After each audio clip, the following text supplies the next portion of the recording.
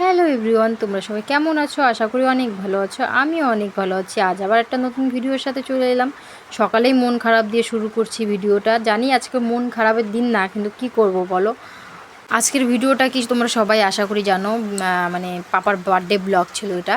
তো দেখো, এখানে তো আমরা ভীষণ টেনশনে পড়ে গেছিলাম, যেহেতু ভীষণ বৃষ্টি পড়ছিল। আর কি বলো তো, এত লোক নিমন্ত্রণ করার পরে যদি বৃষ্টি পড়ে কীরকমটা লাগে। তো এর জন্যই বাড়িতে তো ভীষণ জল হয়ে গেছিলো, পরে জল পাস করতে হয়েছে। তো তারপরে বৃষ্টি পড়লেও কিছু করার নেই, এত লোক নিমন্ত্রণ করা হয়েছে, তাদের তো ঠিকঠাকভাবে সব কিছু করতে হবে না, তাদের ঠিকঠাকভাবে আপ্যায়ন করতে হবে। তো তার জন্যই বৃষ্টির মতো বৃষ্টি পড়তে থাকুক, আমাদের মতো আমরা কাজ করতে থাকি। এখানে আমি চান টান সেরে তারপরে এখানে সব কিছু রেডি করছিল রান্নার দাদা, রান্নার ঠাকুর। তো এখানে আমি আবার এখানে পুজো দিয়ে নিচ্ছিলাম, মানে উনুনের পুজোটা দিয়ে দিতে হয়, তো সেটা আর কি দিয়ে নিচ্ছিলাম। দিয়ে নেওয়ার পরে এখানে অনেকক্ষণ মানে ভাবছিলাম যে এত বৃষ্টি, মানে বলার মতো না। বললাম না সেদিন আমি কেঁদে দিয়েছিলাম, মানে এত কান্না পাচ্ছিল না বলার মতন। কী করবো বলো, মানে কোনো কিছু একটা, মানে অনুষ্ঠান তো এত এত দিন ধরে আমরা ওয়েট করেছিলাম সে দিনটার জন্য। তো তারপরে যদি এত বৃষ্টি হয় কীরকম লাগে। এখানে কৌশিক আবার আমার সাথে ইয়ার্কি করছিল। আর এই যে আর থালগুলো যদি তোমরা কেউ জানতে চাও যে আমি কার কাছ থেকে থালগুলো নিয়েছি, অবশ্যই কমেন্ট করে জানাবে, আমি তোমাদের বলে দেবো, ঠিক আছে। ভীষণ সুন্দর হয়েছে সত্যি, এত কম বাজেটের মধ্যে এত সুন্দর একটা জিনিস করে দিয়েছে, আমি পুরো অবাক। কম বাজেটে তোমাদের তোমাদের মানে বাজেট অনুযায়ী করে দিবে ওরা। তো যাই হোক, দেখো তারপরে আমি পাপাকে চান করানোর জন্য রেডি করছিলাম। এটা আমার অনেক দিনকার একটা শখ ছিল, আমার যখন ছেলে হয়েছে না তখন থেকে আমি ভাবতাম এরকম করবো এরকম করবো। কিন্তু আমরা যেহেতু কিছু প্রবলেমের কারণে আমরা মুখে প্রসাদটা দিতে পারিনি। তো যাই হোক, আজকে বার্থডে দিন আমরা মানে আমার শখটা পূরণ করে নিলাম। তো দেখো, পাপা তো ফুলটা ছিঁড়েই দিয়েছে পুরো। তারপরে এখানে পাপা সেই আনন্দ করছিল তার ঠাম্মির সাথে, তার ঠাম্মিও ছিল। তারপরে এই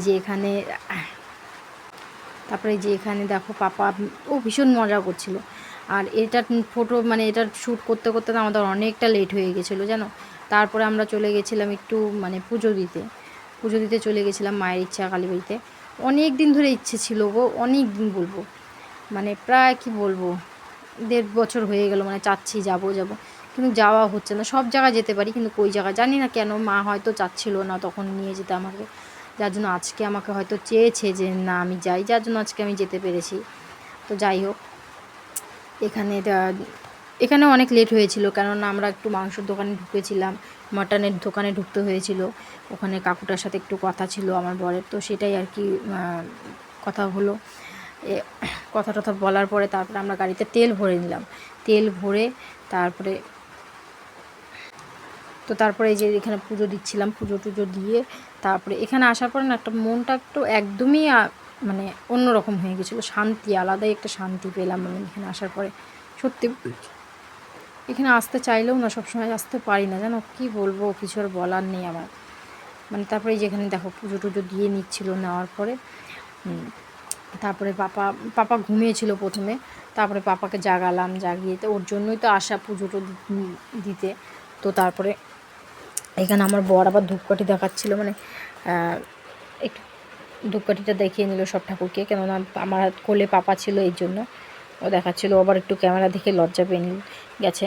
তো যাই হোক, আজকের ভিডিওটা না আমি 2 পার্টে করবো, মানে পার্ট 1 পার্ট 2 হবে, ঠিক আছে।